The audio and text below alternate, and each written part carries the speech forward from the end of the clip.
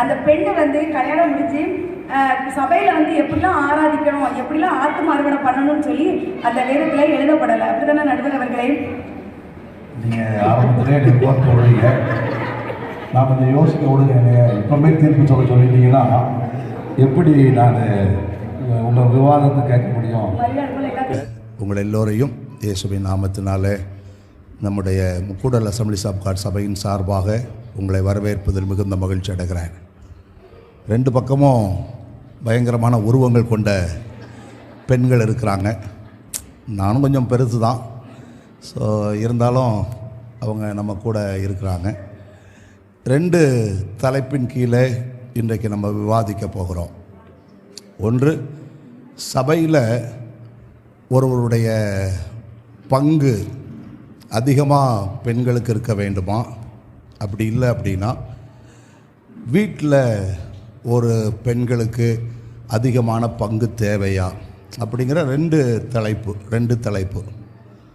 So இந்த காலகட்டத்தை நீங்கள் பார்த்தீங்க அப்படின்னா, காலையில் பெண்கள் எழும்பணும் அப்படின்னா உங்கள் எல்லாருக்குமே தெரியும் என்ன, கூகுள் மீட்டுன்னு வேறு ஒன்று ஆரம்பிச்சிட்டோம் நம்ம சர்ச்சில் இருந்து.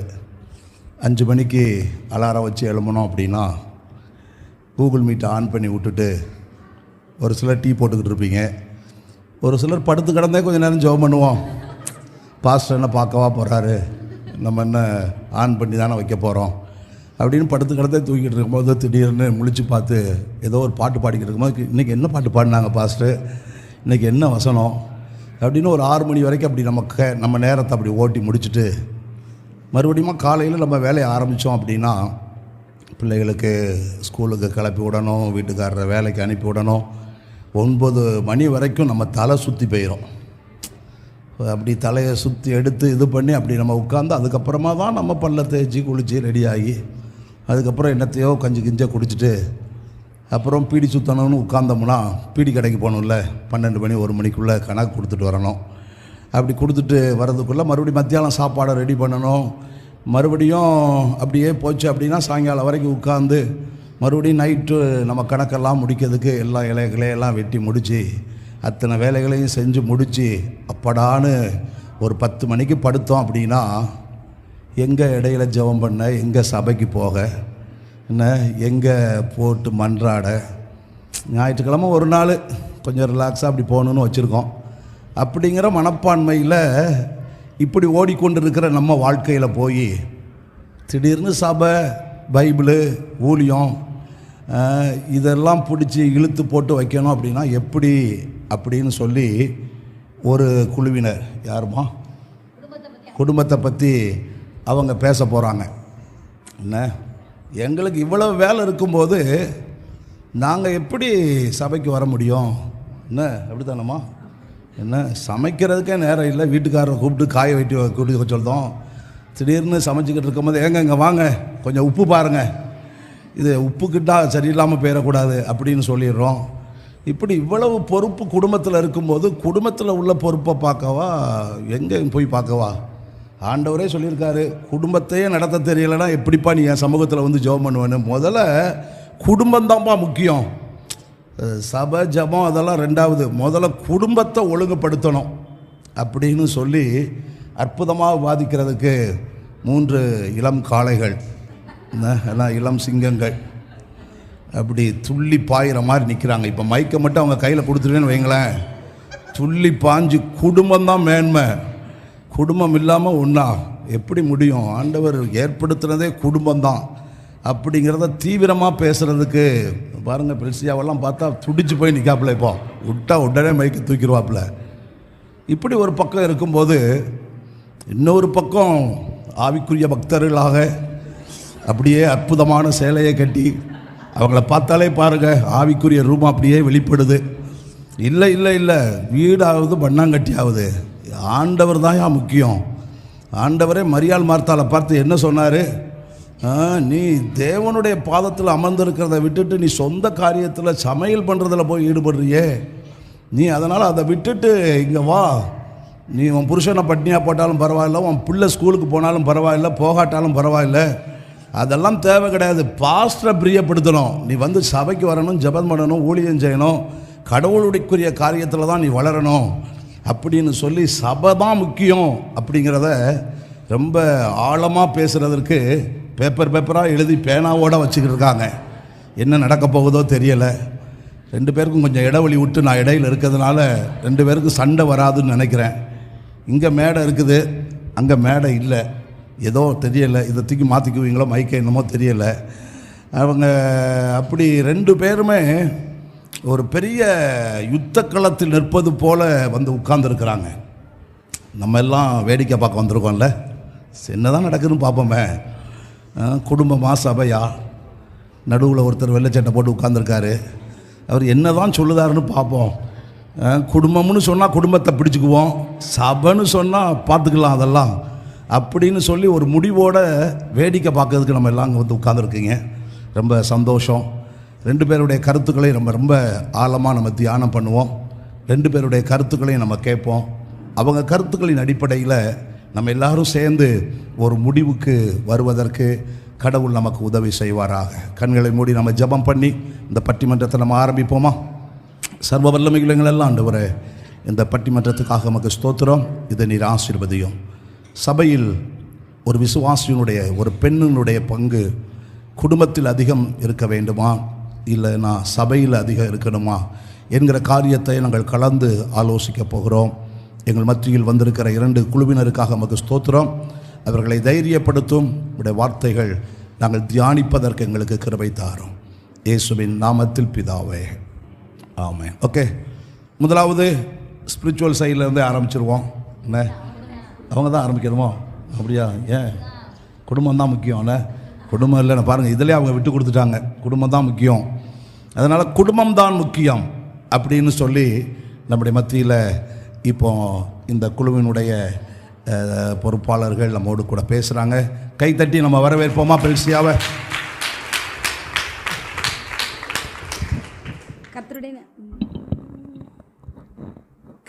கர்த்தருடைய நாமத்திற்கு ஸ்தோத்திரம். இந்த பெண்கள் தினத்தன்று இங்கு வந்து அமர்ந்திருக்கும் அனைத்து சகோதரிகளுக்கும், அதே போன்று நடுவர் அவர்களுக்கும், சபையே முக்கியம், பெண்களுக்கு சபையே தஞ்சம் என்று பேச வந்திருக்கிற எதிர் அணியினருக்கும் எனது மாலை வணக்கத்தையும் மகளிர் தின வாழ்த்துக்களையும் தெரிவித்துக் கொள்கிறேன். நடுவர் அவர்களே, நீங்கள் எத்தனையோ மேரேஜ் அட்டன் பண்ணியிருப்பீங்க. அந்த மேரேஜில் நீங்கள் வந்து கண்டிப்பாக நீதிமொழிகள் 31 இருந்தால் கண்டிப்பாக பேசியிருப்பீங்க. குணஸ்தாலியான ஸ்திரீயை கண்டுபிடிப்பவன் யார் அப்படின்னு சொல்லி பேசியிருப்பீங்க. கண்டிப்பாக அந்த ஸ்திரீ அதுக்கு அடுத்தால என்னென்ன செய்யணும் அப்படிங்கிறத சொல்லப்பட்டிருக்கு. அந்த பெண் வந்து குடும்பத்தில் என்ன செய்யணும்? ஃபஸ்ட்டு புருஷனுக்கு, பிள்ளைகளுக்கு, அவளை சுற்றி இருக்கிறவங்களுக்கு, அவளை சார்ந்திருக்க எல்லாருக்கும் அவள் எப்படியா அந்த குடும்பத்தில் இருக்கணும்னு தான் சொல்லப்பட்டிருக்கு. அதை நீங்களே சொல்லியிருப்பீங்க. அந்த பெண்ணு வந்து கல்யாணம் முடிஞ்சு சபையில் வந்து எப்படிலாம் ஆராதிக்கணும், எப்படிலாம் ஆத்தும அறுவடை பண்ணணும்னு சொல்லி அந்த வேதத்தில் எழுதப்படலை. அப்படி தானே நடுவர் அவர்களே? நீங்கள் ஆரம்பத்தில் என்னை கோர்த்து விடுறீங்க. நான் கொஞ்சம் யோசிக்க விடுங்க. என்னைய இப்போமே தீர்ப்பு சொல்லிட்டீங்கன்னா எப்படி நான் உங்கள் விவாதத்தை கேட்க முடியும்? மரியாதை போல எல்லாத்தையும் உள்ள பேசுங்க. அதுக்கப்புறமா நம்ம முடிவுக்கு வருவோம். பைபிள்ல இருந்து பாருங்க. சாராள் வந்து வீட்டில் அமைதியெல்லாம் என்ன செஞ்சுருக்காங்க அப்படின்னா, வீட்டு வேலைகளை செய்தலாமல் கணவருக்கு எல்லா விஷயத்திலும் கீழ்ப்படிஞ்சு ஆண்டவனே சொல்லி கூப்பிட்டுருக்காங்க. அதை தான் இன்றைக்கும் என்ன செய்கிறீங்க? நீங்கள் கூட எங்களுக்கு மெசேஜில் லேடிஸ் இப்படி தான் இருக்கணும்னு சொல்லி என்ன செய்கிறீங்க? சாராள ஒரு மையமாக வீட்டில் இப்படி இருந்தாங்கன்னு சொல்லி எங்களுக்கு சொல்லி தரீங்க. அதுக்கப்புறமா கல்யாணம் முடியும் போது இந்த லேடிஸ் வந்து இப்படி தான் இருக்கணும்னு சொல்கிறது மட்டும் இல்லாமல் இன்றைக்கி வந்து சில்ட்ரன் மினிஸ்ட்ரி எங்கே ஆரம்பிக்குன்னு சொல்லுது அப்படின்னா, முதல்ல அது வீட்டில் தான் ஆரம்பிக்குது. உபாகத்தில் சொல்லப்பட்டிருக்கு, அந்த ஸ்திரீயானவள் என்ன செய்யணுமா? குடும்பத்தில் தன் பிள்ளைகளுக்கு உட்காரும் பொழுதும் எழும்போதும் எல்லாத்தையும் எப்பொழுதும் என்ன செய்யணுமா? ஆண்டவரை பற்றி அந்த படுக்கையிலே நடக்கும்போது என்ன செய்யணுமா? சொல்லித்தரணுமா. ஃபஸ்ட்டு நீ வெளியில் வந்து சொல்லுன்னு சொல்லப்படலை. அதனால் பிள்ளைகளை வளர்க்குற காரியத்தில் அந்த ஸ்தானம் எங்கேருந்து லேடிஸ்க்கு ஆரம்பிக்கு அப்படின்னா, ஊழியங்கிறது சில்ட்ரன்ஸ் மினிஸ்ட்ரி வீட்டில் இருந்து தான் ஆரம்பிக்குது அப்படிங்கிறத நான் சொல்கிறேன் நடுவர் அவர்களே. அதுக்கப்புறம் லேடிஸ் அப்படின்னாலே ஹாஸ்பிட்டாலிட்டி, உபசரிக்கிறது, அந்நியரை உபசரிக்கிறதோ சொந்தக்காரங்களை உபசரிக்கிறோ, அது வந்து அவங்களுடைய லேடிஸ்க்குரிய அந்த லேடிஸ் அப்படின்னாலே என்னது ஒரு உபசரிப்பு. அந்த உபசரிப்பு வந்து கண்டிப்பாக பெண்களுக்கு தேவை. அவங்க என்னதான் கலெக்டராக இருக்கட்டும், என்னதான் டீச்சராக இருக்கட்டும், அவங்க எந்த டிபார்ட்மெண்ட்டில் இருந்தாலும் அவங்க வந்து குடும்பத்தில் எப்படியா இருக்கிறாங்க அப்படிங்கிறத வச்சு தான் அவள் ஒரு பெண்மணி அப்படிங்கிறத வந்து நம்மளை நிர்ணயிப்பாங்க. சபையில் வந்து எவ்வளோ வேலை உபசரிக்கிறதுல தான் நீங்கள் பெண்கள் உபசரிக்கிறத விட தான் வீட்டுக்கு வந்த உடனே ஆண்களை தானே எல்லா வேலையும் செய்ய சொல்கிறீங்க. அப்படி செய்ய மாட்டோம். அப்படியா? சரி சரி. நம்ம வீட்டில் அப்படி தான் நடக்குது. உங்கள் வீட்டில் எப்படி நடக்குதோ தெரியல. எல்லா இடத்துலையுமே ஆண்கள் தான் செய்கிற மாதிரி தெரியுது. அதுக்கு எடுத்துக்காட்டா சுனேமியால நம்ம பார்க்குறோம். வீட்டுக்கு வந்த எலிசாவை என்ன செய்கிறாங்கன்னா ஆதரித்து என்ன செய்கிறாங்க எல்லாம் பண்ணும்போது அங்கே ஆண்டவருடைய அற்புதம் என்ன செய்யுது அப்படின்னா அந்த ஸ்திரீயின் மூலமாக கண்டிப்பாக நடக்குது. அடுத்தல வந்து என்ன பார்க்குறோம் அப்படின்னா ராகாப்புங்கிற வேசி, அவங்க சபையில் போய் எதுவும் பெருசாக பண்ணலை, வீட்டில் பண்ணுற அந்த ஒரு நன்மை தான் என்ன செய்யுது அப்படின்னா இன்னைக்கு வரைக்கும் நம்ம என்ன செய்கிறோம், ராகாப் வந்து ஒரு வேசியாக இருந்தாலும் நம்ம இன்னைக்கு வரைக்கும் அவங்கள வந்து பற்றி பேசுகிறோம். இதெல்லாம் வந்து சபையில் வந்து எது செய்யலை, நடக்கலை. இன்னைக்கு பைபிள் வந்து நம்ம நிறைய உதாரணங்கள் பார்க்கலாம்.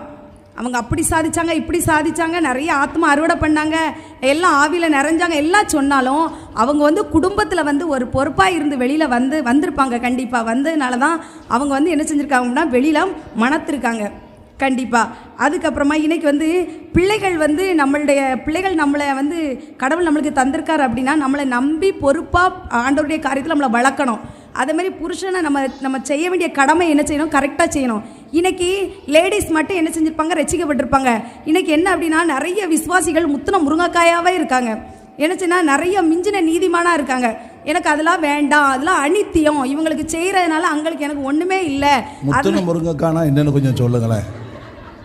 எதுக்குமே ஆகாது மாஸ்டர், எதுக்குமே ஆகாதவங்களா? சரி சரி சரி சரி. நிறைய பேர் அப்படிதான் இருக்கிறாங்க. நான் இங்கே இல்லவங்களும் சொல்லலை, சொல்கிறேன்.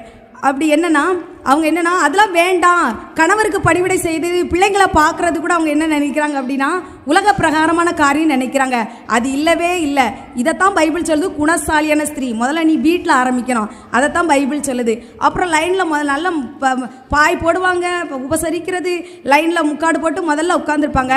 ஆனால் இந்த இடத்த விட்டு வெளியில் போயிட்டாங்க அப்படின்னா அவங்களுக்கு பேச தெரியாது. ஒரு விசுவாசிட்ட நம்ம எப்படி மூவ் பண்ணணும், தன் சொந்த குடும்பத்தில் மருமவட்டை எப்படி பேசணும், மருமவனை எப்படி பேசணும், பேத்தியால் எப்படி வைக்கணும், இந்த எதுவுமே அவங்களுக்கு தெரியாது. அவங்களுக்கு தெரிஞ்சது ஒன்று என்ன அப்படின்னா ஜோம் பண்ணணும், முழுக்க முட்டி போட்டு ஜோம் பண்ணணும். ஆனால் இந்த சக மனுஷங்கள்கிட்ட அன்பு காட்டுறதுக்கு அவங்களுக்கு கண்டிப்பாக தெரியவே தெரியாது. இதெல்லாம் நீங்கள் குடும்பத்தில் பண்ணாமல், சமுதாயத்தில் பண்ணாமல், நீங்கள் பைபிளை தீட்டு மினிஸ்ட்ரிக்கு பண்ணணும், குடும்பத்தில் பண்ணிவிட்டு நீங்கள் வரணும். அதுதான் நான் சொல்கிறேன், குடும்பம் தான் முக்கியம். நீங்கள் வந்தீங்க அப்படின்னா கண்டிப்பாக அவங்கள மனத்துக்கிடவே மாட்டாங்க யாருமே. பொறாப்போர் என்ன வரத்து வந்தா இவ்வளோ நேரம் வீட்டில் ஏதாவது வீட்டில் செய்கிறாளா, எதுவுமே கிடையாது. இவாளாம் இந்த பைபிளை தூக்கிட்டு இது ப்ராக்டிக்கல். பைபிளை பற்றி நம்ம 1000 பேசலாம், ப்ராக்டிக்கலுக்குள்ள வரணும். எல்லாமே என்ன செய்கிறோம், நம்ம சபையில் வந்தால் கொதிக்கிறோம். ஆனால் நம்ம லைஃப் வெளியில் போனோன்னே எப்படி இருக்குது, நம்ம குடும்பத்துக்குள்ளே எப்படி இருக்குது, வெளியில் விடுங்க, தெருவில் விடுங்க, குடும்பத்துக்குள்ள நம்ம புருஷன்ட்ட எப்படி இருக்கோம், நம்ம பிள்ளைகள்கிட்ட எப்படி இருக்கோம், பிள்ளைகளை கரெக்டான நேரத்தில் எல்லாம் செய்கிறோமா, கரெக்டான வளர்க்கக்கூடிய காரியத்தில் வளர்க்க. இன்றைக்கி அப்படி கிடையவே கிடையாது. எனக்கு தெரிஞ்ச நிறைய விசுவாசிகள் இருக்காங்க.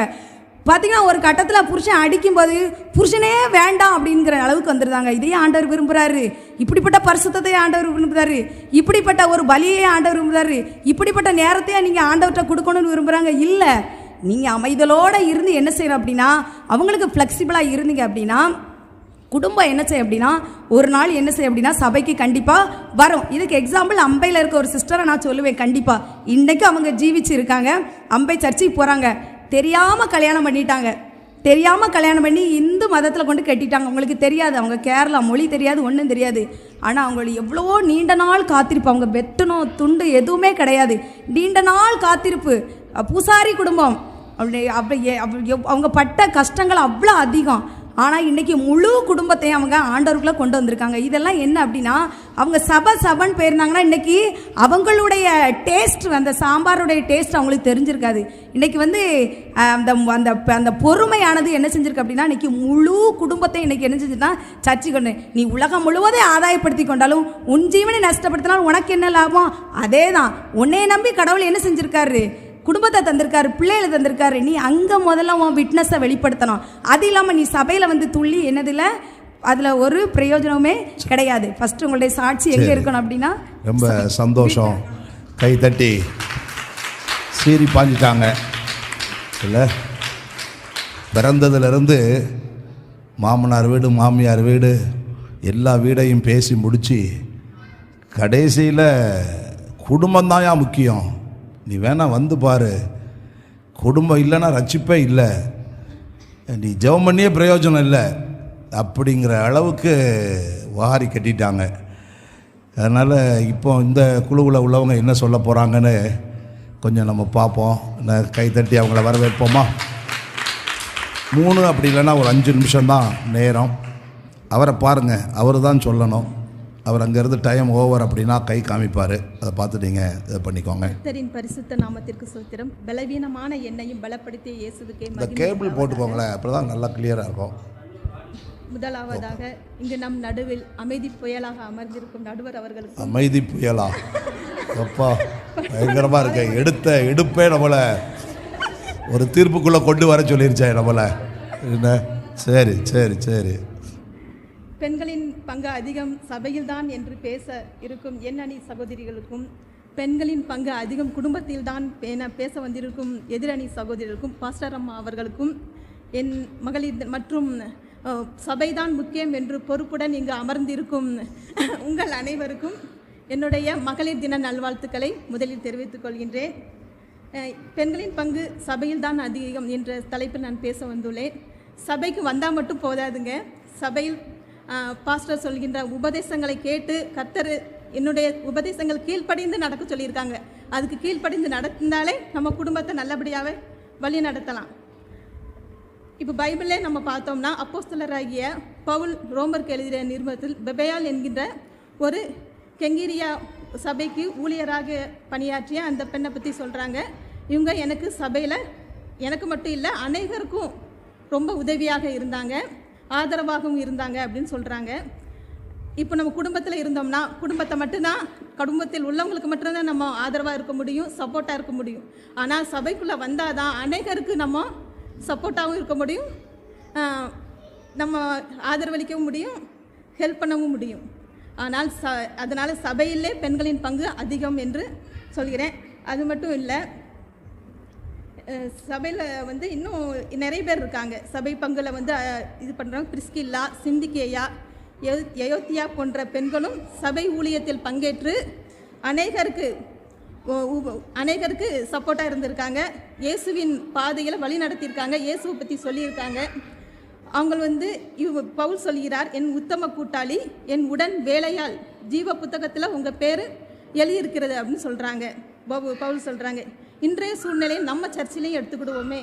நம்ம சர்ச்சில் ஒரு பாடல் ஆராதனையாக இருக்கட்டும், பைபிள் வாசித்தலாக இருக்கட்டும், சிறுவர் ஊழியமாக இருக்கட்டும், க்ளீனிங் பண்ணுறதுல இருக்கட்டும், உபவாச ஜபம், இப்படி எல்லாத்துலேயுமே பெண்கள் தான் அதிக பங்கு வகிக்கிறோம். ஆண்களை விட பெண்களுக்கு தான் பங்கு அதிகம். பெண்கள் இங்கே உபதேசத்தை கேட்டு குடும்பத்தை நடத்தினாதான் அது அந்த குடும்பம் நல்ல ஒரு நிலைமையில் போய்கிட்டு இருக்கும். அது என்னமோ சரியாக தான் தெரியுது. ஏன்னா வீட்டில் எல்லா ஆண்களையும் விட்டுட்டு பெண்களை மட்டும் நம்ம மட்டும் சபையில் ஆராதனை பண்ணி வீட்டு வேலையெல்லாம் ஆண்கள் செஞ்சு முடித்து வச்சிடுறாங்கன்னு நினைக்கிறேன். சரி, அதுவும் நல்லா தான் இருக்குது. பெண்கள் தான் எல்லாம் செய்கிறாங்க, அவங்க தான் அதிகம் வர்றாங்க. சபை என்பது கிறிஸ்துவின் சரீரமாக இருக்கிறது, அதற்கு அவரை தலை. குடும்பத்துக்கு தலைவர்னு சொல்லலை, சபைக்கு தான் தலைவராக இருக்கிறாரு. அவரை நம்ம பின்பற்றி நடந்தோம்னா குடும்பமும் நல்லபடியாக போயிட்டு தான் இருக்கும். இப்போ நம்ம இங்கே திருநெல்வேலி மாவட்டத்தை எடுத்துக்கிட்டோம்னா முதலாக பெண்கள் கல்லூரி நிறுவப்பட்டது.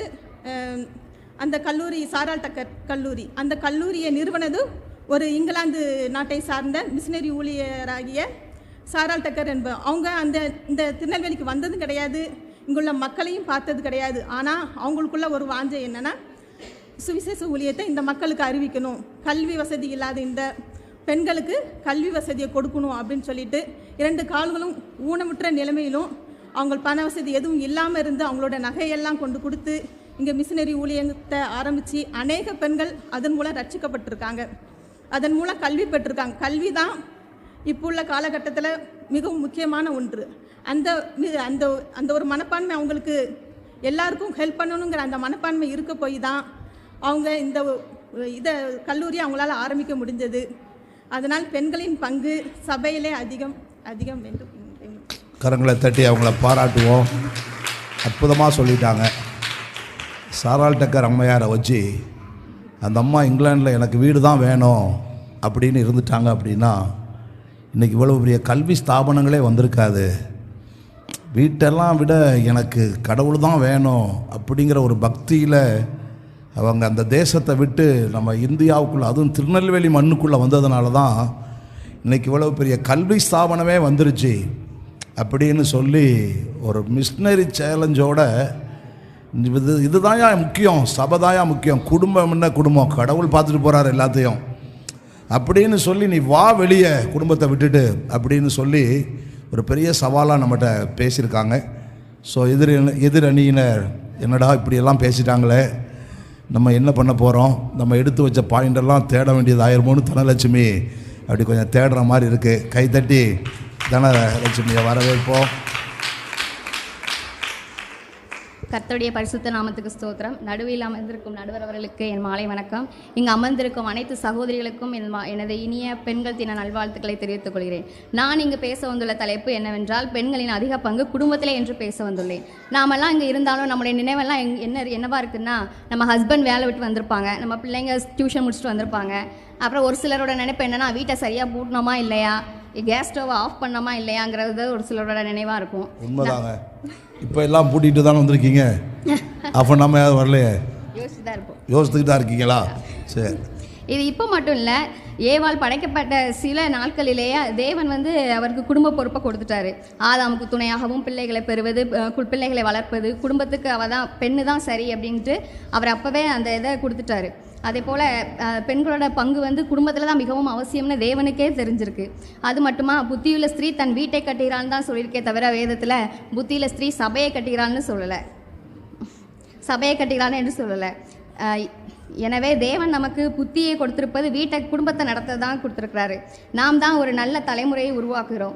தேவனுக்கு பயப்படும் சந்ததியும் நாம் தான் உருவாக்குகிறோம். இன்னும் நீதிமொழிகளில் சொல்லப்பட்டிருக்கு, அவள் புருஷனுடைய இருதயம் அவளை நம்பும், அவன் உயிரோடு இருக்கும் நாளெல்லாம் அவனுக்கு தீமை அல்ல நன்மையை செய்கிறாள் என்று சொல்லப்பட்டிருக்கு.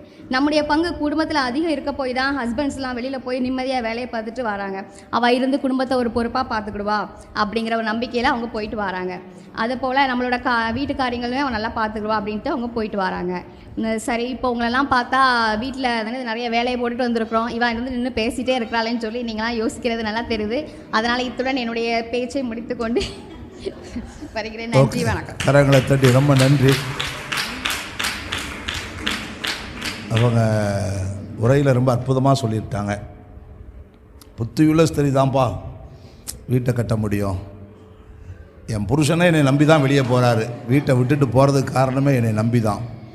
நான் மட்டும் இல்லைன்னா வீட்டுக்குள்ளே அவ்வளோதான், கலகமே வந்துடும்.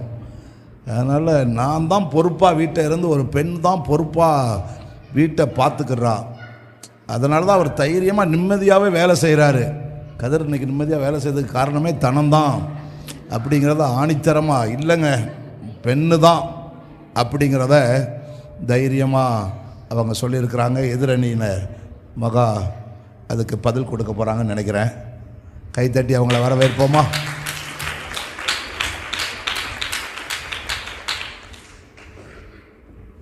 உன்னதமான தேவனுக்கும் எங்கள் நடுவர் அவர்களுக்கும் இங்கு கூடி வந்திருக்கிற சபையார் அனைவருக்கும் மற்றும் சபையில்தான் பெண்களுக்கு பங்கு அதிகமாக உள்ளது என்று வந்திருக்கும் என் அணியருக்கும், குடும்பத்தில்தான் பெண்களுக்கு பங்கு அதிகமாக உள்ளது என்று கூறும் எங்கள் எதிர் அணியருக்கும், எங்கள் பாஸ்டர் அம்மா அவர்களுக்கும் மகளிர் தின நல்வாழ்த்துக்கள் கூறி என் உரையை தொடர்கிறேன். உங்கள் அணினா இந்த பக்கம் இருக்கவங்க உங்கள் அணி, இந்த பக்கம் இருக்கவங்க எதிர் அணியா? ஆமாம், மக்களும் அப்படித்தானா? இவங்க தான் எதிரணி. இவங்க 3 பேர் தான் எதிராளி. ஓகே ஓகே ஓகே, சரி.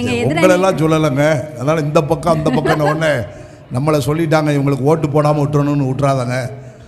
இவங்க 3 பேரை தான் சொல்கிறாங்க. சரி, எங்கள் எதிரணியரை என்ன சொன்னாங்கன்னா, ஹஸ்பண்ட் என் நம்மகிட்ட கடமைகளெல்லாம் விட்டுட்டு பொறுப்பெல்லாம் விட்டுட்டு நிம்மதியாக வேலைக்கு போயிட்டு நிம்மதியாக வருவாங்கன்னு சொல்கிறாங்க. அது உண்மைதாங்க. ஆனால் நம்ம நிம்மதியாக இருக்கோமா? குடும்பத்தை பார்த்து யோசித்து பார்த்தா நம்ம குடும்பத்தை பார்த்து பார்த்து நம்மளுக்கு சலிச்சே போச்சு. ஏன்னா காலையிலேருந்து இரவு வரைக்கும் குடும்பத்தை பார்த்துக்கிட்டே இருப்போம். அதனால நமக்கு ஒரு சமாதானம் இல்லை, ஒரு சந்தோஷம் இல்லை. ஆனால் நம்ம பெண்கள் சபையில் அதிகமாக பங்கு வகிக்கிறனால தான் சமாதானம், சந்தோஷம், நிம்மதி இருக்குங்க. நம்ம உன் அலங்கத்திற்குள்ளே சமாதானமும் உன் அரண்மனைக்குள்ளே சுகமும் இருப்பதாக என்று வசனம் சொல்லுது. ஆனால் நம்ம 100% நம்ம வீட்டுக்குள்ளே நம்ம சமாதானம் சந்தோஷமாக குடும்பத்தை பார்த்துக்கிட்டே இருந்தோம்னா, நம்ம சமாதானம் சந்தோஷமாக இருப்போம்னா கிடையவே கிடையாது. 100% நம்ம சந்தோஷமாகவும் சமாதானமும் இல்லை. நம்ம என்னைக்கு சபை தான் முக்கியம்னு வந்துக்கிட்டு இருக்கோமோ நமக்கு அப்போ தான் வந்து சமாதானமும் சந்தோஷமாகவும் நாங்கள் பெண்களாகிய நாங்கள் இருக்கோம். சபைக்கு வரலைன்னா நாங்கள் வந்து சமாதானமாகவும் இருக்க மாட்டோம், சந்தோஷமாகவும் இருக்க மாட்டோம். இப்போ வந்து அன்னாள் வந்து எக்ஸாம்பிள் வந்து அன்னாள் பார்த்துக்கோங்க. அவங்க வந்து ரொம்ப குடும்பத்திலேருந்து ரொம்ப கஷ்டப்படுறாங்க. பல அவமானங்கள், தோல்விகள், ஏமாற்றங்கள், எவ்வளோ கசப்பு, வருத்தம், அவ்வளோ கஷ்டத்தையும் அவங்க அன்னாள் வந்து படுறாங்க. அப்போது ஒரு நாள் அவங்க யோசிக்கிறாங்க, நம்ம வந்து இவ்வளோ நாள் குடும்பத்தை கட்டாயமாக நல்லா பார்த்துருப்பாங்க, பார்க்காம இருந்திருக்க மாட்டாங்க. ஆனாலும் அவங்களுக்கு என்ன கிடைக்கலன்னா ஒரு சமாதானம் கிடைக்கல, சந்தோஷம் கிடைக்கல. அப்போ நம்ம என்ன பண்ணுவோம், இனிமேல் சபைக்கு போவோம், சபையை பிடிச்சிக்கிட்டாதான் நமக்கு ஒரு ஆசீர்வாதம் கிடைக்கும் அப்படி நம்பி சபைக்கு வராங்க. சபைக்கு வரும்போது அங்கே என்ன நடக்கு, ஒரே ஒரு நாள் தான் சபையில் விழுந்தா தன்னுடைய மனதில் இருக்க பாரத்தை ஃபுல்லாக சொல்லி ஆண்டவர்கிட்ட ஒப்பு கொடுத்து அழுறாங்க. அன்னைக்கே அந்த நேரத்தில் அன்னாளுக்கு வந்து சமாதானம் கிடச்சி அதுக்கப்புறம் அவள் கேட்ட விண்ணப்பங்கள் நமக்கு ஒரு தீர்க்கதரிசி வந்து சாமுவேல்ங்கிற தீர்க்கதரிசி வந்து நமக்கு கிடைச்சாரு. இப்போ பொதுவாக நீங்கள் எடுத்துக்கோங்க, எந்த சர்ச்சுக்கு, எந்த ஊரில் எந்த சர்ச்சுக்கு போனாலும், நம்ம சபையை எடுத்துக்கிட்டாலும் 5 மணி prayer, fasting prayer, Sunday service, அதுக்கப்புறம் வந்து ஸ்பெஷல் மீட்டிங், இதிலெல்லாம் யாருடைய பங்கு அதிகமாக இருக்கும்? ஆண்களை விட பெண்களுடைய பங்கு தான் அதிகமாக இருக்கும். பெண்களுடைய கூட்டம் தான் மெஜாரிட்டியாக இருக்கும். அப்போ பெண்கள் தான் வந்து சபையில் அதிகமான பங்கு வகிக்காங்க. இப்போ வந்து நமக்கு கிறிஸ்மஸ்க்கு கேரல் நடந்தது. அப்போ வந்து 30 பெண்கள்கிட்ட 30க்கு மேலேயும் நாங்கள் போயிருப்போம். வேனே நிறைஞ்சிரும், அந்த அளவுக்கு பெண்களுடைய கூட்டம் இருக்கும். ஆண்களுடைய கூட்டம் அந்த அளவுக்கு இருக்காது.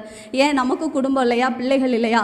அவ்வளோ வேறையும், அதாவது பிள்ளைகளெல்லாம் விட்டுட்டு நாங்கள் வந்து போனோம், பெண்களாக போனோம். போய் 10 மணிக்கு தான் முடியும், 11 மணி ஆயிரும் வீட்டுக்கு வர. அதுக்கப்புறம் பிள்ளைங்களை தூங்க வச்சுட்டு சாப்பாடு கொடுத்து எல்லாம் முடித்து காலையில் எழுந்திரிச்சு திரும்பி வந்து பிள்ளைங்களை ஸ்கூலுக்கு அனுப்பணும். ஏன் எதனால் இதெல்லாம் பண்ணுறோம்னா, சபைக்கு வர்றதுனால தான் நமக்கு ஒரு ஞானம் கிடைக்குது. சபைக்கு வரலைன்னா நமக்கு ஒரு பகுத்தறிகிற தன்மை இருக்காது. குடும்பம் இருக்கிற பெண்களுக்கு நிறைய பேரை பாருங்கள், பகுத்தறிகிற தன்மையே இருக்காது. ஆனால் நம்ம சபைக்கு வர்றதுனால தான், ஒவ்வொரு நாளும் நம்ம சபையில் வளர்க்கப்படுறதுனால தான் நமக்கு பகுத்தறிகிற தன்மையும் ஞானமும் கிடைக்குது. அதே மாதிரி நம்ம சபைக்கு வர்றதுனால தான், இங்கே உள்ள வசனத்தை நம்ம கேட்கறதுனால தான் பிள்ளைகளை எப்படி பார்க்கணும், குடும்பத்தை எப்படி நடத்தணும், உலக காரியத்தில் எப்படி இருக்கணுங்கிற ஞானம் கிடைக்குது. இப்போ வளர்ற பிள்ளைகளெல்லாம் பாருங்கள், அவங்கள வந்து என்ன சொன்னாலும் அவங்களுக்கு புரியாது. எவ்வளோ அட்வைஸ் பண்ணுங்கள், அவங்களுக்கு என்ன சொன்னாலும் புரியாது. டிவி பார்ப்பாங்க, ஃபோன் பார்ப்பாங்க, இன்னும் நிறைய காரியத்தில் அவங்க அடிக்டாக இருக்காங்க. ஆனால் நம்ம சொல்ல அவங்களுக்கு புரியுமா? புரியவே புரியாது. ஒரு வசனம் சொல்லுது, பிள்ளைகள் கர்த்தரால் போதிக்கப்பட்டிருப்பார்கள் என்று வசனம் இருக்குது. நம்ம சபைக்கு அதிகமாக நம்ம பெண்களாக இருக்க நம்ம அதிகமான பங்கு வகிக்கிறதுனால தான் நம்ம பிள்ளைங்க வந்து கர்த்தருக்குள் நல்ல பிள்ளைங்களாக வளர்கிறாங்க. அது உண்மைதான், கர்த்தருக்குள்ளே நல்ல பிள்ளைங்களாக வளர்கிறாங்க. மற்ற உலக பிள்ளைங்க மாதிரி நம்ம பிள்ளைங்க வளரல. நம்ம வந்து ஒரு ஏழை விதைவை 2 காணிக்கை போட்டிருப்பா, அது வந்து நம்ம வந்து செய்கிறோம். ஒவ்வொரு நாளும் நம்ம வந்து காணிக்கை போடுறோம். அதை சிறு பிள்ளைகளே, ஒரு குட்டி பிள்ளை கூட போய் ஒரு 2 ரூபா போடும், 1 ரூபா போடும். உண்டியலில் போய் பாருங்கள், சின்ன பிள்ளைங்க அந்த போதனைகளை வளர்கிறாங்க. அப்போ இதெல்லாம் நம்ம வந்து சொல்லிக் கொடுக்குறோம். சிறு பிள்ளைகளை எப்படி சபையில் வளரணும், வெளியில் எப்படி வளரணுங்கிறத பிள்ளைங்க வந்து சிறு வயதிலே நல்ல பிள்ளைங்களாக வளர்கிறாங்க. நம்ம நாட்டுக்கு அன்னை தெரசா மாதிரி ஒரு பெண் வரலைன்னா நிறைய நோயாளிகள் தான் உருவாக்கியிருப்பாங்க. அவங்க அன்னைக்கு என் குடும்பம் தான் முக்கியம் அப்படின்னு அவங்க இருந்திருந்தாங்கன்னா இன்றைக்கி வந்து நிறைய வியாதியஸ்தர்கள் இருந்திருப்பாங்க. அவங்க ஒரு நல்ல சபை அங்கத்தினராக இருந்து நல்ல உபதேசத்தை கேட்க போய் தான் அவங்க நம்ம நாட்டுக்கு வந்து நிறைய வியாதியஸ்தர்களை சுகமாகிறதுக்கு உதவி செஞ்சாங்க. அப்போ அவங்க ஒரு நல்ல பெண்ணாக உதாரணமாக நம்ம நாட்டுக்கு இருந்தாங்க. இப்போ பாருங்கள், நீங்கள் குடும்பத்தில் பாத்திரம் வளர்க்குங்க, வீடை தூருங்க, என்ன வேணாலும் செஞ்சாலும் அதுக்கு நமக்கு கடைசி வரைக்கும் நிம்மதி வராது. அதே மாதிரி நம்ம குடும்பத்தில் எவ்வளோ தான் நன்மை செஞ்சாலும் நம்மளுக்கு ஒரு கஷ்டம்னு வரும்போது நம்மளை யாருமே புரிஞ்சுக்கிட மாட்டாங்க. உதாரணம், நம்ம கணவர் கூட புரிஞ்சுக்கிட மாட்டாங்க, ஒருவேளை நம்ம பிள்ளைங்க புரிஞ்சுக்கிட மாட்டாங்க. ஆனால் அப்போ கூட நம்ம தைரியமாக என்ன நினைப்போம்னா, நீங்கள் புரிஞ்சாலும் சரி புரியலைனாலும் சரி, எனக்கு சபை தான் முக்கியம், கர்த்தரை ஆராதிக்கிற புத்தியுள்ள ஸ்திரீயாய் சபையே முக்கியம் அப்படின்னு கர்த்தரை ஆராதிக்கல புத்தியுள்ள ஸ்திரீயாய் சபை எங்களை வளர்க்குது, பெண்களாகி இருக்கிற நம்மளை வளர்க்குது. குடும்பம் வந்து என்றைக்குமே சதி செய்யும், நாம் சபையே கதி என்று வருவோம். கர்த்தர் நமக்கு மதி தந்து நம் விதியை மாற்றுவார் என்று என் உரையை முடித்துக் கொள்கிறேன். நன்றி, வணக்கம். கரங்களை தட்டி அன்னை தெரசாவை சொன்னாங்கள்ல, தொழுநோயால் பாதிக்கப்பட்டவங்க, அவங்கெல்லாம் மீட்கப்படுறதுக்கு அன்னை தெரசா ரொம்ப பெரிய காரணமாக இருந்தாங்க. வீட்டில் இருந்தால் புத்தியே மங்கி போயிடும், சபைக்கு வந்தால் தான் புத்தியே வரும். புத்தியுள்ள ஒரு ஸ்திரியாக இருக்கணும்னா சபை தான் முக்கியம் அப்படின்னு சொல்லி ஸ்ட்ராங்காக சொல்லிட்டாங்க. வீட்டில் இருந்தால் புத்தி கெட்டு போயிடுவோன்ட்டாங்க. வீட்டில் இருக்கிறவங்க புத்தியே இல்லைன்ட்டாங்க. சபைக்கு வந்தால் தான் அவன் புத்தியே தெளியும். உனக்கு தேவையான ஞானம்லாம் எங்கே இருக்குன்னா சபையில் தான் இருக்குது அப்படிங்கிறத முழங்கிட்டு போயிருக்கிறாங்க. அடுத்து சிஸ்டர் வந்து என்ன பேச போகிறாங்கன்னு பார்ப்போம். மெர்லி கைத்தட்டி பாராட்டுவோம்.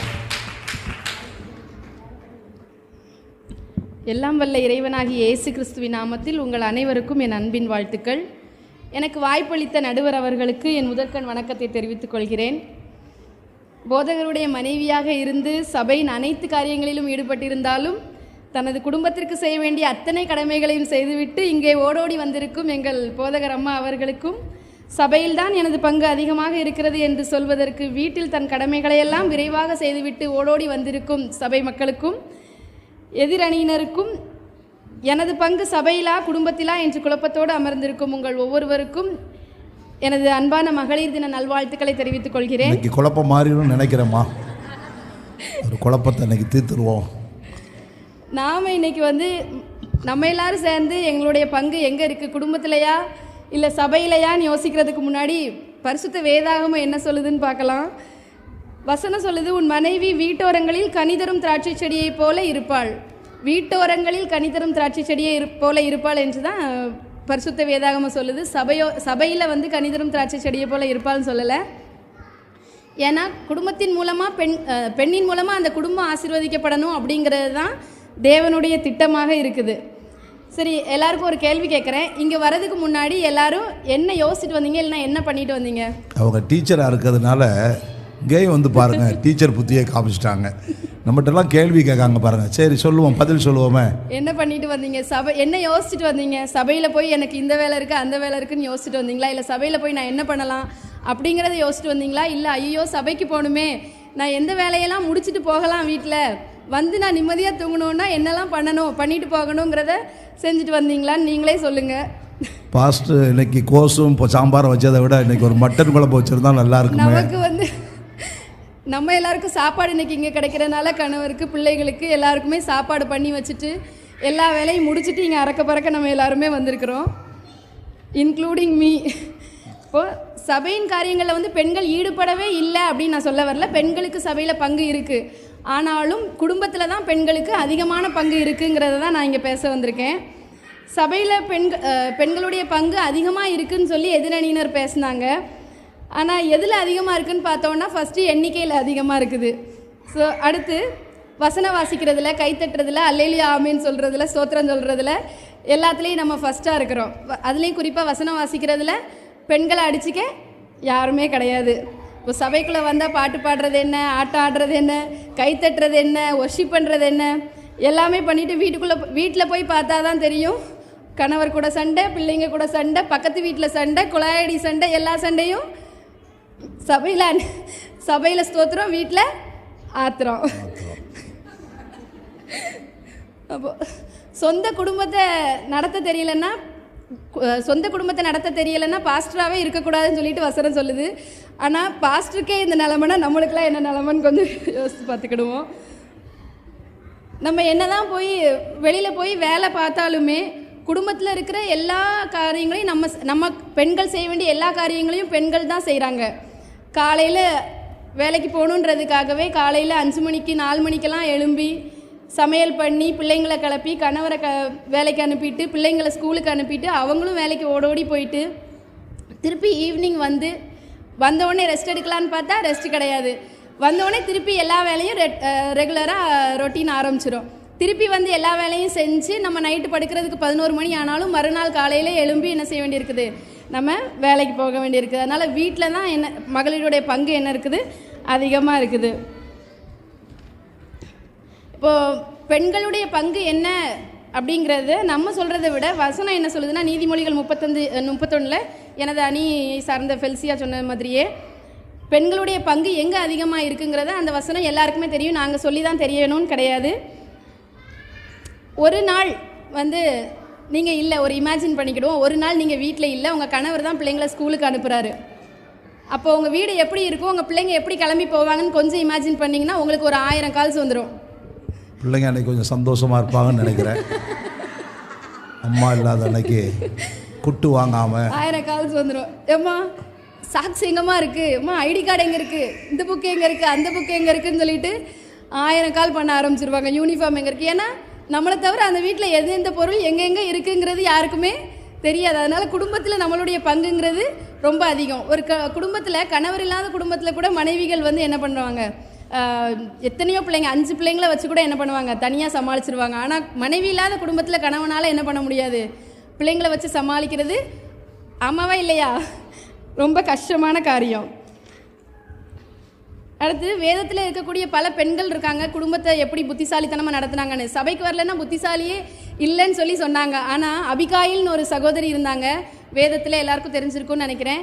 அவங்க எவ்வளோ புத்திசாலித்தனமாக நடந்து கொண்டு ஒரு சமயோஜித புத்தியோடு நடந்ததுனால தன்னுடைய கணவரை காப்பாற்றினாங்க அப்படின்னு நீங்கள் எல்லாருமே வாசிச்சிருப்பீங்க. வாசிக்கலைன்னா தாவீதுடைய கதையில் இருக்கும், நீங்கள் போய் எடுத்து வாசிக்கலாம்.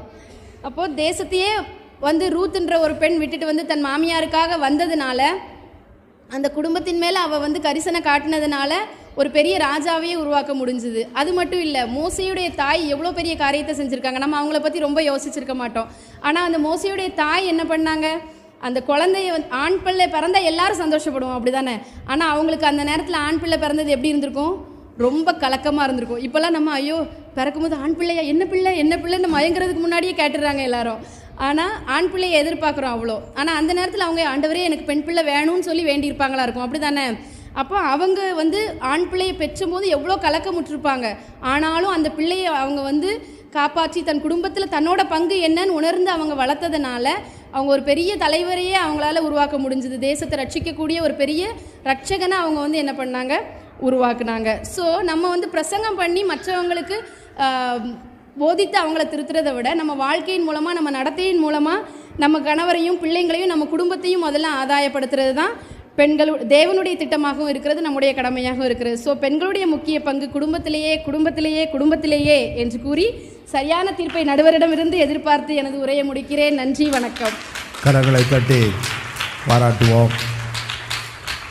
குடும்பம்தான் முக்கியம், குடும்பம் இல்லைன்னா ஒன்றுமே முடியாது அப்படின்னு சொல்லி அள்ளி வீசிட்டு போயிட்டாங்க. பைபிள்லேருந்து அபிகாயிலை சொல்லி, மோசை அம்மாவை சொல்லி, இவங்களெல்லாம் பாருங்கள், ரூத்தை பாருங்கள், ஒரு சாம்ராஜ்யத்தை உருவாக்குனது குடும்பத்தை வச்சு தான். குடும்பத்தை அவங்க சரியாக நடத்தாமல் இருந்திருந்தாங்கன்னா ஒரு சாம்ராஜ்யமே உருவாயிருக்காது, இயேசுவே பிறந்திருக்க முடியாது. அதை அவங்க சொல்லியிருந்திருக்கலாம். அப்படி வந்து அந்த அந்த சாம்ராஜ்யமே வரக்கூடிய அளவுக்கு குடும்பத்தை கட்டி எழுப்புனது பெண்கள் தான் அப்படிங்கிறத நிரூபிச்சிட்டாங்க. கடைசியாக சுகந்தா அவங்க அலைப்பாய போகிறாங்க. என்ன நடக்குதுன்னு பார்ப்போம். கர்த்தருக்கு ஸ்தோத்திரம். இந்த இடத்துல வந்திருக்கிற எல்லாருக்கும் என் வணக்கத்தை தெரிவித்துக் கொள்கிறேன். பாஸ்டர் அவருக்கும் என் வணக்கத்தை தெரிவித்துக் கொள்கிறேன். எல்லாருக்கும் இந்த மகளிர் தின வாழ்த்துக்களை தெரிவித்துக் கொள்கிறேன். இப்போ வந்து எல்லாருமே சொன்னாங்க, குலசாரியா சரியாக இருக்கணும், வீட்டை கவனிக்கணும், வீட்டை எல்லா கார்த்தையும் கண்ணோக்கமாக இருக்கணும், அப்படி இருக்கணும், இப்படி இருக்கணும், எல்லாமே ஒவ்வொருத்தர் அவங்க கதையை வந்து சொன்னாங்க. ஆனால் இதை செய்யறதுக்கு அவங்க கதை தான், அவங்க கதை, அவங்க வீட்டில் உள்ளது தான், வெளியே நடக்கிறது கிடையாது. வீட்டில் நடக்க கதை, வீட்டில் உள்ளதான் எல்லாம் சொன்னாங்க, அதை செய்யணும் இதை செய்யணும் எல்லாம் சொன்னாங்க, உண்மைதான். ஆனால் எல்லாம் செய்யத்தக்க அந்த பலன், அந்த கிருபை, அந்த ஞானம், புத்தியை தருது யாருன்னா ஆண்டோடைய வார்த்தை. ஆண்டோடைய சபையில் நம்ம பங்கு கொடுக்கும் போதா அந்த இடத்துல வந்து இருந்தோடைய வார்த்தையை கேட்க தான் நம்முடைய எண்ணங்கள், நம்முடைய சிந்தைகள் என்ன பண்ணும், மாறும். இப்போ சப்போஸ் பாருங்களேன், குடும்பத்தில் இருக்க சுற்றி அந்த காரியம், சுற்றி இருக்கிற காரியம், குடும்பத்தில் நடக்கிற காரியம் அதான் மைண்டில் வந்துட்டே இருக்கும். ஆனால் அதை விட்டுட்டு நம்ம ஆண்டோடைய சமூகத்தில் வரும்போதுதான் ஆண்டு நம்மளை குறித்து வைத்திருக்க திட்டம், ஆண்டு நம்மளை குறித்து என்ன சித்தம் வைத்திருக்காங்க என்பதை புரிய முடியும். இப்போ பாருங்களேன், தேபரான ஒருத்தி வந்து பழைய ஏற்பாட்டில் இருந்தாங்க. அவங்க வந்து பாருங்க, அந்த நேரத்தில் வந்து இஸ்ரவேல் தன்னுடைய மனப்போக்கின்படி ஒவ்வொருத்தரும் வாழ்ந்து வந்தாங்க. சரியான நியாயாதிபதி இல்லை.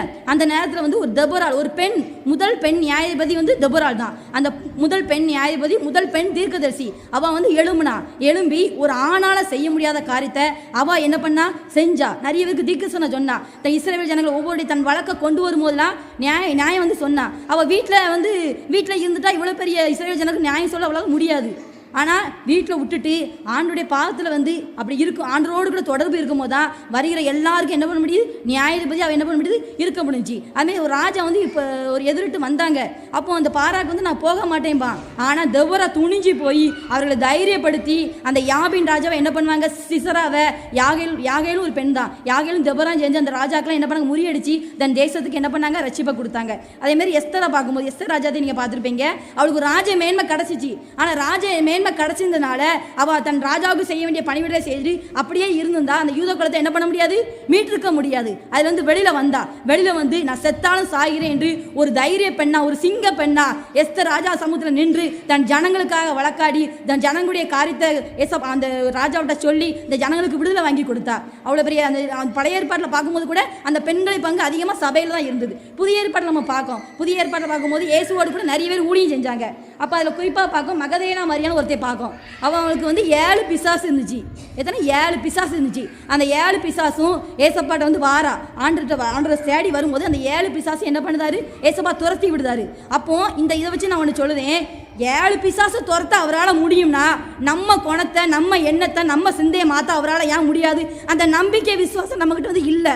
அந்த அர்ப்பணிப்பு வேணும். ஏசப்பா இன்னைக்கு இந்த காரியத்தில் என்னால் மேற்கொள்ள முடியலையே, இன்னைக்கு இந்த காரியத்தில் என்னால் சாட்சியாக வாழ முடியலையே, இன்னைக்கு இந்த நபர்கிட்ட நான் ஞானமாக பேச முடியலையே அப்படின்னு உண்மையாக அர்ப்பணிக்கும் போது 7 பிசாசு எத்தனை பிசாசு எத்தனை கிரிய மாம்ச கிரியை இருந்தாலும் அதை மேற்கொள்ளக்கூடிய பலனி ஆண்டு என்ன பண்ண நமக்கு தருவார். இப்போ மரியாதை மாத்தாள் வந்து பார்ப்போம். மாத்தாள் வேலை செஞ்சுட்டே இருந்தா, ஆனால் வேலை செய்யும் போது என்ன பண்ணா, குறை சொல்லுதா மரியாதை, ஆண்டோட வந்து குறை சொல்லுதா. ஆனால் மரியாதை ஆண்டோட வசனத்தை என்ன பண்ணுதா, கேட்கா. ஆனால் ஆண்டு மெச்சிக்கொண்டது யாரு, மார்த்தாளையா மரியாதையா?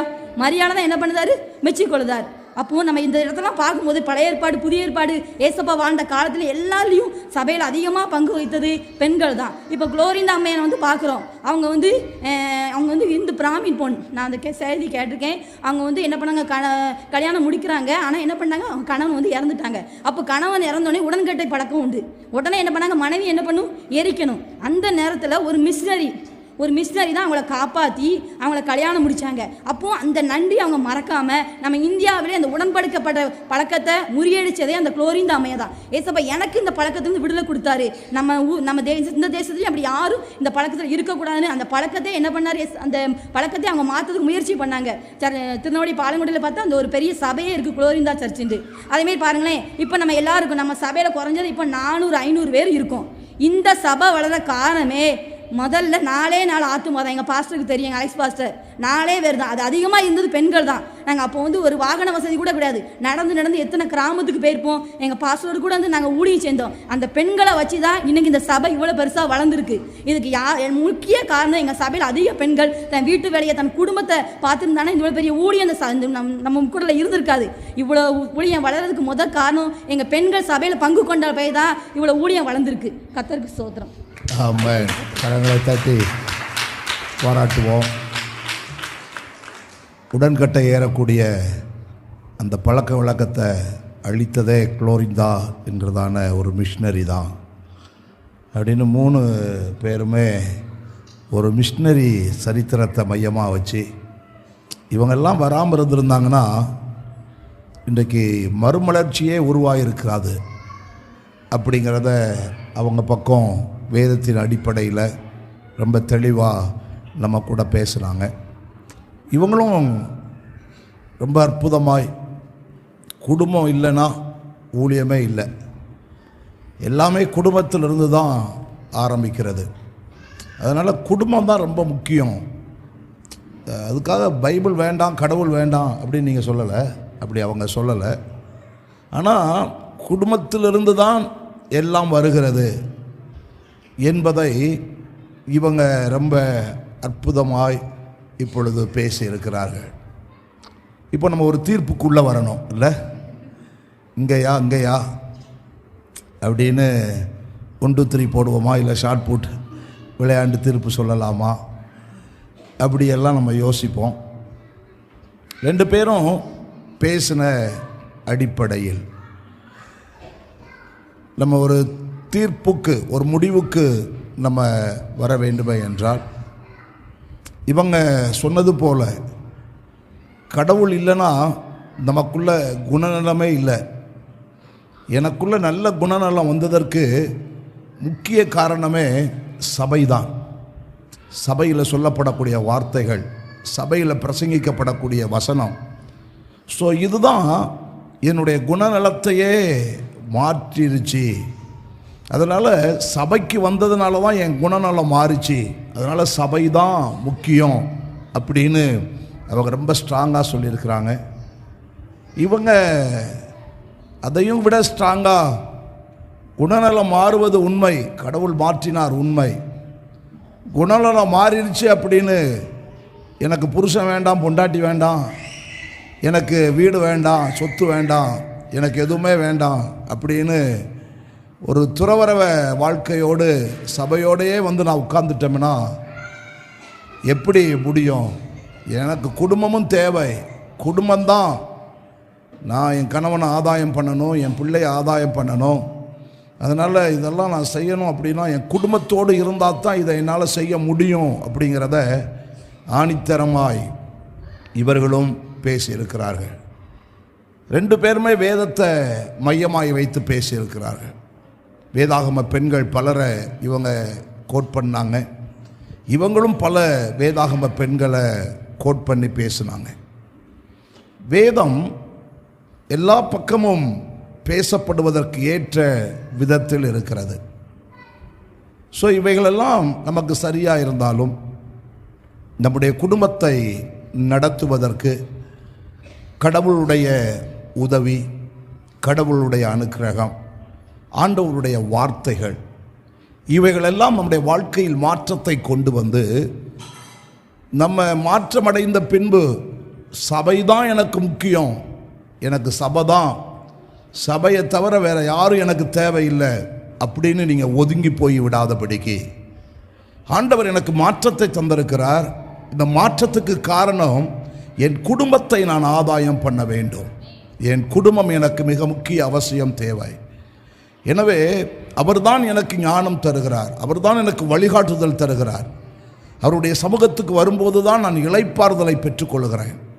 இந்த இளைப்பாறுதலோடு நீங்கள் தொடர்ந்து ஆண்டவர் ஆண்டவர் அப்படின்னு அந்த பக்கமே இல்லாமல் உங்கள் குடும்பத்தையும் நீங்கள் கவனித்து, உங்கள் குடும்பத்தையும் சிறந்த முறையில் நீங்கள் எப்படி ஆலயத்தில் வந்து கர்த்தரை ஆராதித்து இறை வார்த்தைகளை பெற்றுக்கொள்கிறீர்களோ அதை போல நீங்கள் உங்களுடைய குடும்பத்தில் இருக்கின்ற உங்களுடைய பிள்ளைகள், உங்களுடைய கணவன், உங்களுடைய மாமனார், உங்களுடைய மாமியார், இவர்களுக்கெல்லாம் சாட்சியாய் வாழ்ந்து அவர்களையும் ஆலயத்துக்குள் கொண்டு வருவதற்கு குடும்பத்திலும் உங்களுடைய முக்கிய பங்கை வகித்து, சபையில் முக்கிய பங்கோடு சபையில் முக்கியத்துவம் கொடுப்பது போல குடும்பத்திலும் நீங்கள் அதிகமான முக்கிய பங்கை கொடுத்து நீங்கள் உங்கள் குடும்பத்தில் இருக்கிறவர்களையும் ஆதாயப்படுத்த வேண்டும் என்று என்னுடைய தீர்ப்பை உங்களுக்கு நான் எழுதுகிறேன்.